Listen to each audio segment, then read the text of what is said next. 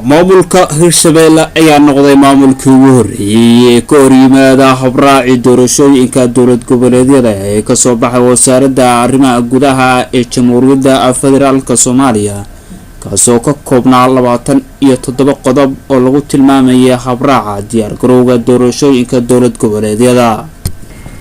maamulka ayaa walaac ka muujiyay warqadda ka soo baxday wasaaradda arrimaha gudaha Jamhuuriyadda Federaalka Soomaaliya taasoo ay xustay inay ka hor imaanayso sharciga guddiga madax bannaan ee doorashooyinka dowlad goboleedka Hirshabeelle.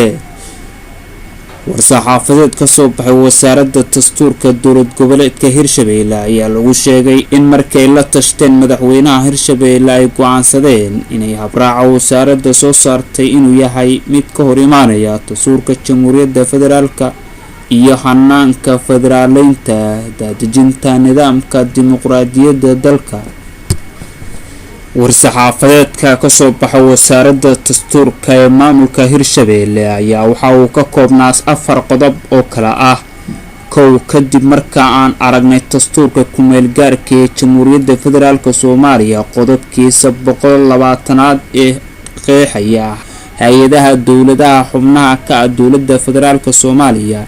2, markaan aragnay qodobka 25aad faraqigiisa 4aad ee dastuurka dowlad goboleedka Hirshabeelle. 3, markii aan aragnay qodobka 20aad firqooyinkiisa 1 ilaa 2 ee dastuurka dowlad goboleedka Hirshabeelle. 4, markaan aragnay qodobka 61aad farqigiisa 4aad xarafka D kaasoo qeexaya sharciga guddiga madaxa bannaan ee doorashooyinka dowlad goboleedka Hirshabeelle.